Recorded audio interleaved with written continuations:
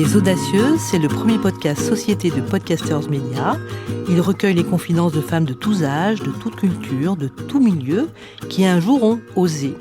Alors ces femmes audacieuses, je les invite à mon micro. Je suis Carole Renucci, journaliste, et pour moi aussi, l'audace est un carburant. J'étais enseignante à la campagne, dans les banlieues, dans le 20e arrondissement de Paris, puis rédactrice en chef d'Enfants Magazine, avant de devenir directrice de Notre Temps, le premier magazine français avec ses 5 millions de lecteurs. Aujourd'hui, je dirige Podcasters Média, j'anime le podcast Les Audacieuses et je suis surtout très fière et très heureuse de vous retrouver tous les 15 jours pour une nouvelle vie et un nouveau défi. J'ai le plaisir d'accueillir au micro des Audacieuses le docteur Christelle Bénard-Charvet et Frédéric Audasso. Alors, quand ces deux femmes au caractère bien trempé, il faut le dire, l'une médecin et l'autre journaliste se rencontrent, eh bien, c'est afin d'écrire un plaidoyer pour une prise en charge globale du patient atteint du cancer. Médecine conventionnelle, médecine alternative, conseil à l'entourage et parcours de soins définis bien sûr avec le patient. C'est de la médecine qui soigne et qui prend soin du patient, dans sa globalité, care and cure, comme disent les anglo-saxons, à bon entendeur du côté des Français. En tout cas, je pense qu'on va passer un bon moment. Petite précision, nous avons eu le plaisir d'être invités dans la librairie où va avoir lieu une dédicace. Il s'agit de la librairie de la 25e heure qui est située dans le 15e arrondissement à Paris. Alors un grand merci. Ceci explique aussi les petits bruits et la moindre qualité de son que vous allez avoir. Mais le fond est là, je vous le promets. Donc moi je m'appelle Christelle Bénard-Charvet, je suis médecin et je suis médecin, on va dire entre guillemets, atypique. Alors on va revenir sur l'atypisme, ça m'intéresse beaucoup. Moi je suis Frédéric Audasso, je suis journaliste santé, passionnée de médecine complémentaire depuis des années et je suis membre du centre d'éthique clinique de l'hôpital Cochin. Si vous êtes chez les Audacieuses aujourd'hui, c'est parce que vous avez commis quelque chose qui vous a réunis. Et ce quelque chose est un livre. Alors le titre c'est « Plus fort contre le cancer ». Donc déjà pour moi il y a 2 points. Un livre sur le cancer, est-ce que ce n'est pas une grande audace aujourd'hui, puisque je crois qu'il y a une littérature assez fournie.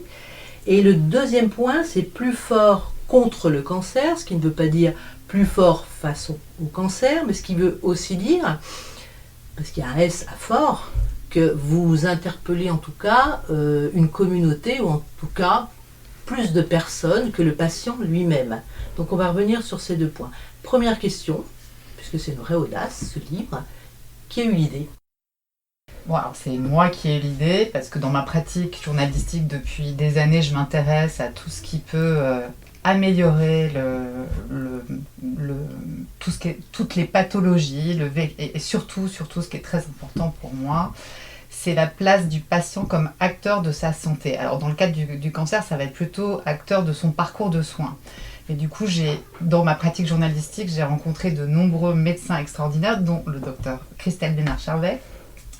Et je me suis dit, parce qu'autour de moi, malheureusement, et comme pour nous tous, le cancer est présent, je me suis dit, et si on parlait de médecine intégrative et d'oncologie intégrative, et forcément, pour moi, ça a été une évidence que de lui proposer de travailler sur ce sujet.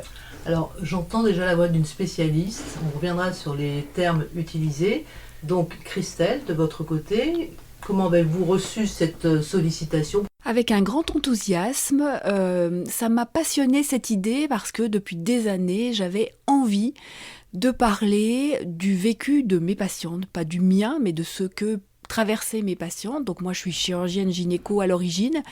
Donc malheureusement, j'ai été confrontée à des patientes qui avaient des cancers du sein, des cancers de l'ovaire et autres.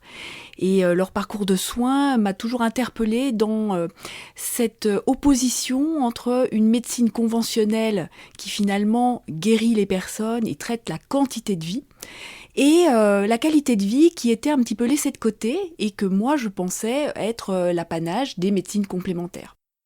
Et donc quand Frédéric m'a proposé ce livre, je me suis dit, voilà, enfin un livre dans lequel nous allons essayer de réunir les deux. Nous allons parler des deux et donc de la globalité de la prise en charge. Et ça, c'est quelque chose de nouveau ?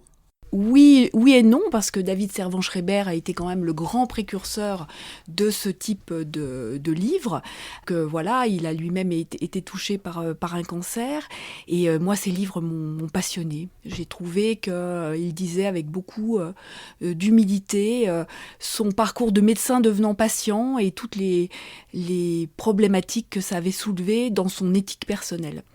Et alors moi, j'ai pas ce vécu-là. Je n'ai pas été pour l'instant touchée par un cancer, mais j'en ai eu beaucoup autour de moi, dans la famille et puis dans mes patients. Et voilà, j'avais envie de suivre sa trace, mais très modestement.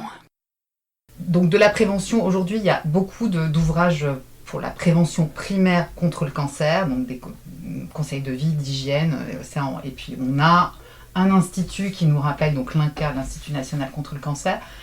Mais des ouvrages qui se situent après l'annonce, quand les personnes se prennent l'information, savent qu'ils sont atteints d'un cancer. Je pense qu'il n'y en a pas. Il n'y en avait pas, enfin. Il y en a peut-être, mais en tout cas, qui avec une volonté d'approche globale, c'est-à-dire d'allier, d'associer la médecine conventionnelle, qui est aujourd'hui la seule façon de traiter le cancer. On tient vraiment, et ça c'est vraiment notre prérequis, on ne traite pas un cancer, ni avec des plantes, ni avec des granules homéopathiques. Par contre, on améliore la qualité de vie des gens atteints de cancer avec toutes les médecines complémentaires, et l'un ne va pas sans l'autre. C'est une condition sine qua non pour traverser cette étape. Enfin, c'est notre postulat. Alors, médecine complémentaire, mais pas que, parce que vous parlez aussi de l'entourage du patient, et peut-être que le S de Fort fait référence à cet entourage, peut-être patient et communauté aussi de santé, professionnels de santé. Expliquez-nous ça. La place du proche est vraiment quelque chose de très particulier, parce que je dis toujours aux proches de mes patients, ils n'ont pas choisi d'être soignants, eux. On leur impose.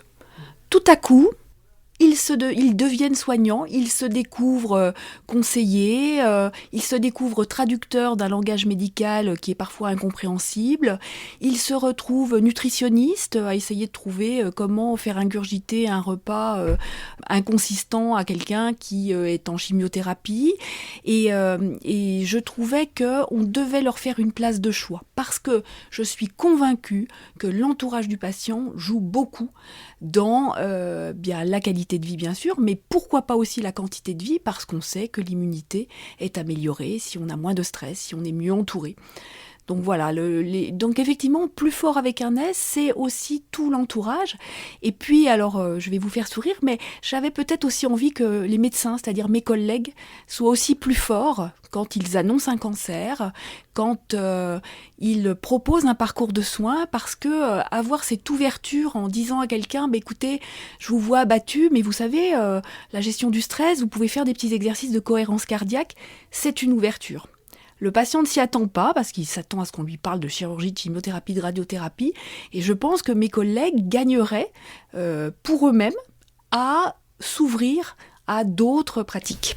Alors, 2 femmes plutôt vindicatives, en tout cas habitées par des idées fortes, une idéologie même on peut le dire, c'est-à-dire le patient dans son intégralité et dans son environnement. C'est pris comment par la communauté de santé qui est encore assez, alors peut-être plus en termes d'effectifs majoritairement masculine, mais en tout cas encore beaucoup dominée par la gente masculine. Quelle perception vous avez? Comment est-il reçu, Frédéric? Alors moi c'est particulier parce que je ne suis pas médecin, donc déjà non seulement je suis journaliste et femme. Alors ça pour l'instant, dans les retours que j'ai de mon environnement médical, je suis assez surprise parce que je l'ai bien évidemment adressé à des médecins hommes qui sont plutôt rompus à la pratique de la médecine conventionnelle sans faire le pas de côté en étant... Et c'est pas du tout une critique, c'est leur formation. Et j'ai eu un retour notamment de quelqu'un dont je suis très proche, qui est un praticien hospitalier, donc qui a vraiment une pratique très très formatée, école de médecine, et qui accompagne pour le coup quelqu'un qui a un cancer sévère, un cancer du poumon, et qui m'a envoyé un message extrêmement touchant disant qu'il avait été...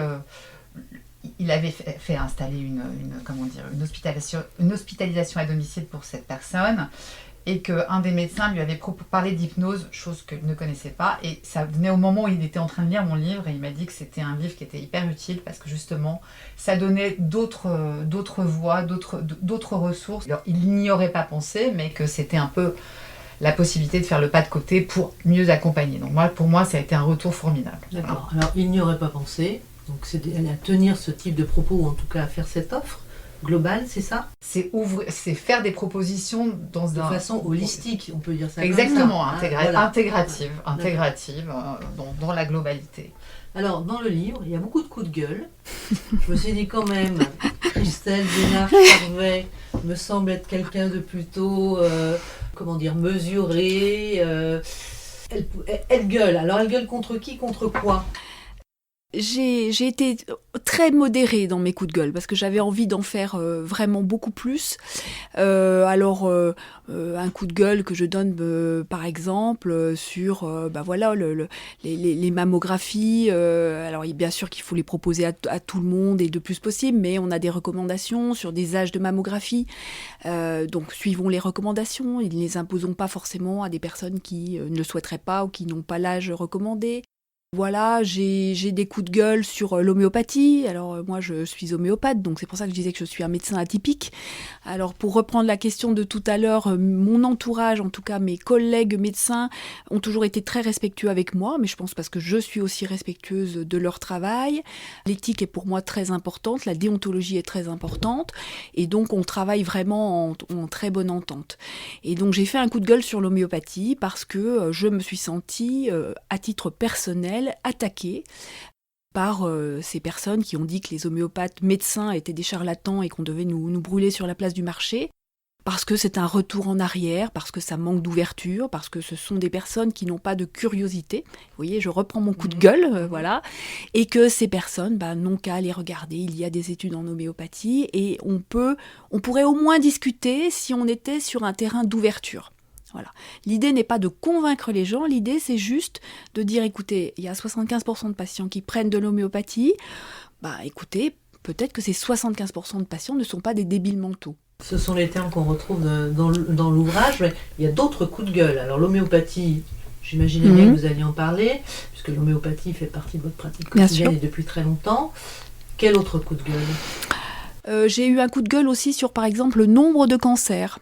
Actuellement, en France, on ne sait pas le nombre de cancers. On a des approximations qui sont faites sur des statistiques et des prévisions en fonction de schémas d'hypothèses.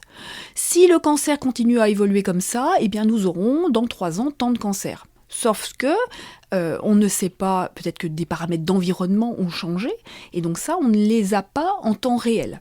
Donc quand je vois actuellement avec le Covid comment on arrive à savoir au jour près le nombre de patients en réa, le nombre de patients dépistés, je me dis mais pourquoi dans le cancer on en est encore à des approximations sur 3 ans ? Dans d'autres pays, ils ont cette approche ? Dans les Pays-Bas, il y a des registres de cancer qui sont annuels et qui sont justes parce que la déclaration du cancer est là-bas obligatoire. Qu'est-ce que ça fait d'écrire un livre ? Donc c'est une écriture longue, j'imagine, c'est beaucoup de temps, je l'ai vu dans vos remerciements notamment, vous pensez à votre famille, donc c'est bien, vous pensez aux patients et à son environnement, mais vous avez aussi évoqué vos familles respectives. Alors, écrire un livre sur le cancer en plus, c'est quand même pas simple, Frédéric. Non, ça a été extrêmement douloureux. Il y a plein de fois où j'ai dit à Christelle, j'arrête, je peux plus. Bon, alors après, en plus, on est tous... moi, j'ai une de mes filles qui a une mutation génétique. Enfin, c'est rien de grave, mais pas toujours super simple à gérer. Que c'est important de... Puis bon, pendant l'écriture du livre, j'ai perdu 2 amis. Je pense que tout le monde aujourd'hui, personne ne peut se dire qu'il n'est pas concerné par le cancer parce qu'on a dans nos environnements respectifs des gens qui sont touchés par ça. Donc Christelle, elle m'a beaucoup requinquée et elle a accepté mes moments de disparition un petit peu parce que comme j'avais besoin de me rassembler pour écrire, mais elle a été formidable, elle est formidable. Et puis à un moment donné, je me suis dit, tu peux pas t'être engagée. C'était pas une mission, c'est pas un sacerdoce, mais pour moi c'était j'arrête pas de le dire, on se le dit toutes les deux, le livre aujourd'hui nous appartient pas. Ce qu'on veut, ce qu'on espère, on l'a écrit, on a mis beaucoup de nous-mêmes, mais on l'a fait pour que ça arrive, que ça rende plus fort contre le cancer, que ça arrive aux patients, aux proches, à l'environnement des gens qui sont atteints de cancer, aux soignants, pourquoi pas, si ça peut les aider aussi, tant mieux, mais ça ne nous appartient plus. Donc je pense qu'une fois qu'on est engagé dans cette aventure, parce que c'est une aventure, on ne peut plus faire marche arrière. Il y a eu des moments un peu douloureux, c'est une écriture, je pense que c'est pas pareil quand on écrit un roman en littérature, même si ça doit être douloureux, mais c'est autre chose. Mais là, on doit quand même...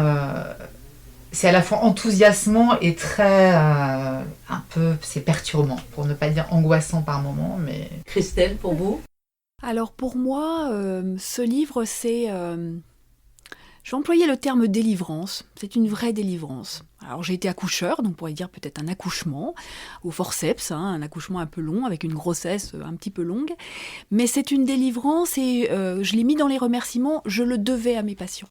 Je l'ai fait vraiment pour que mes patients, à qui je donne des conseils, ils me disent « Mais on ne pourrait pas trouver vos conseils dans un livre ou dans quelque chose ?»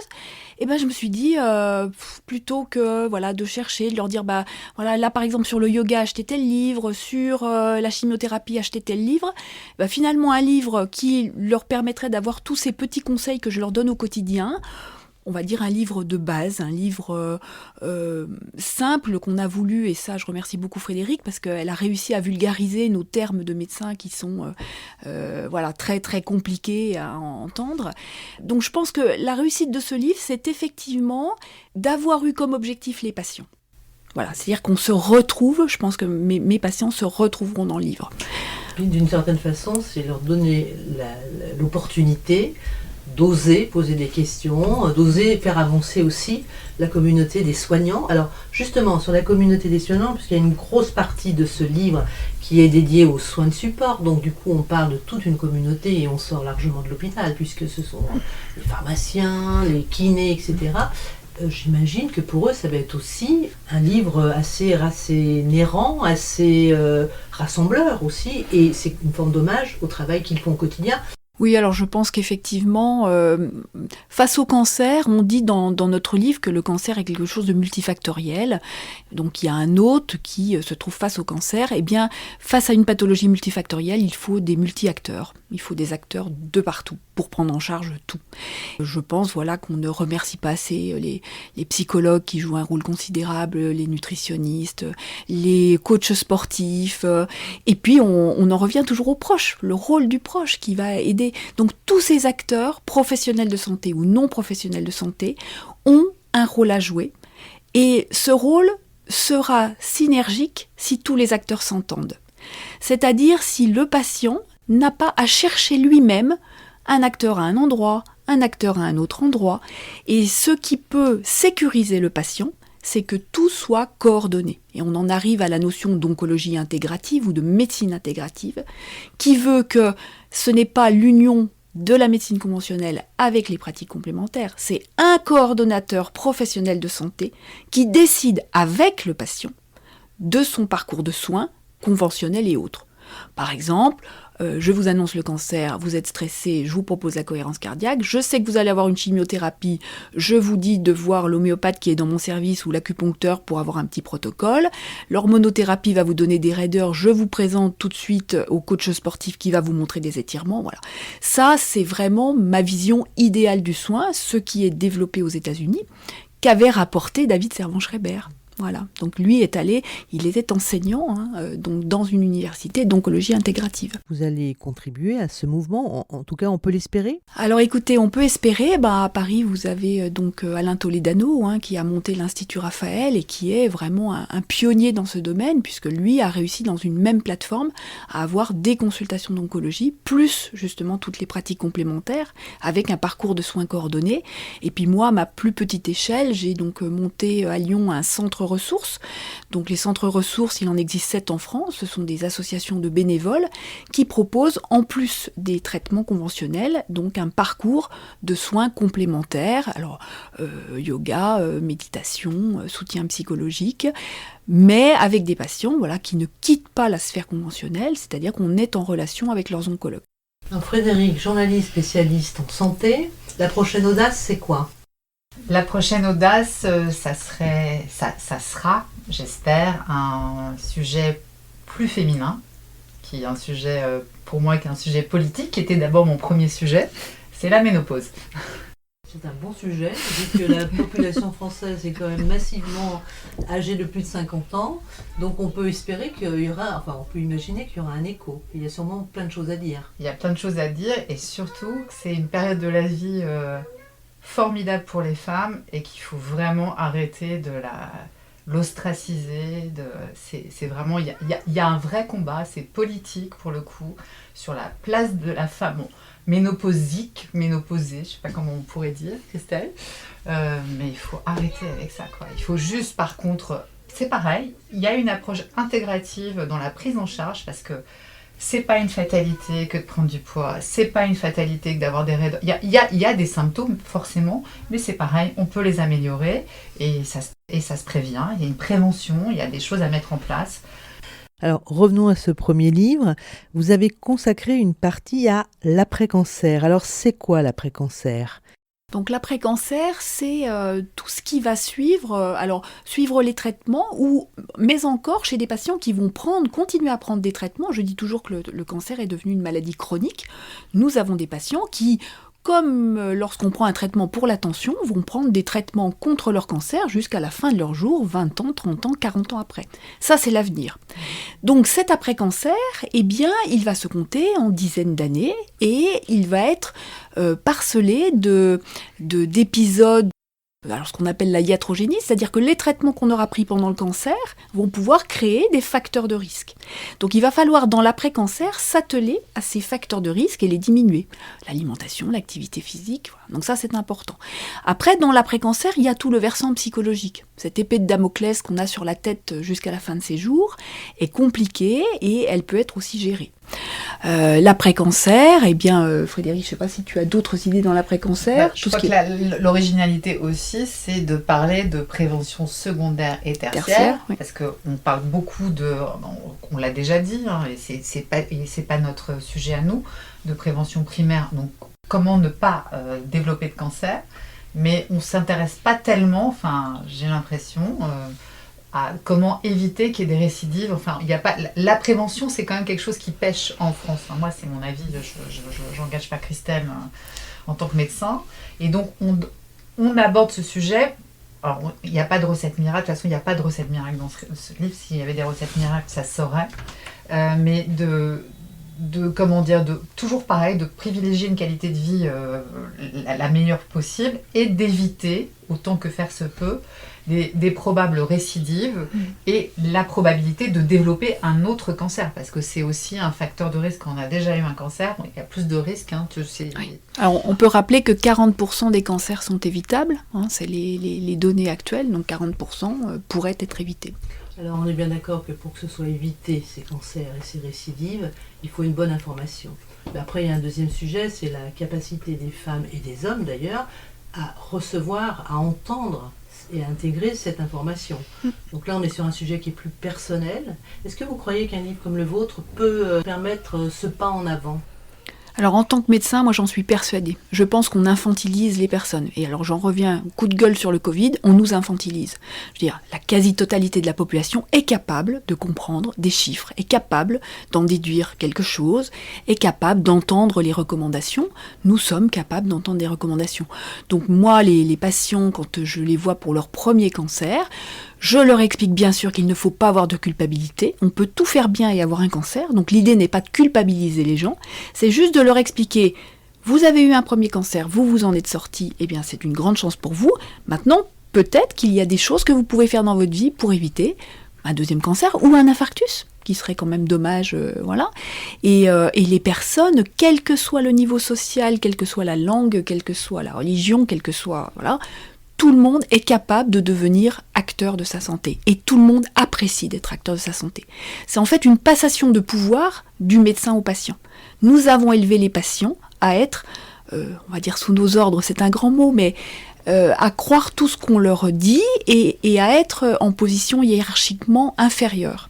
Je pense que le patient a le droit d'être en position d'égalité, peut-être pas dans le savoir, mais en tout cas, c'est lui qui se connaît le mieux et qui connaît le mieux sa pathologie, toujours. Voilà. Alors j'entends Christelle, une belle énergie, je l'ai entendue chez Frédéric, j'entends même un peu de colère, donc elle est motrice chez vous, puisque vous avez fait un beau livre. Donc ce que je peux vous souhaiter, c'est que vous cheminiez encore ensemble et que vous accouchiez, c'est un terme qui vous est familier, Christelle, d'un nouveau livre qu'on attend avec beaucoup d'impatience.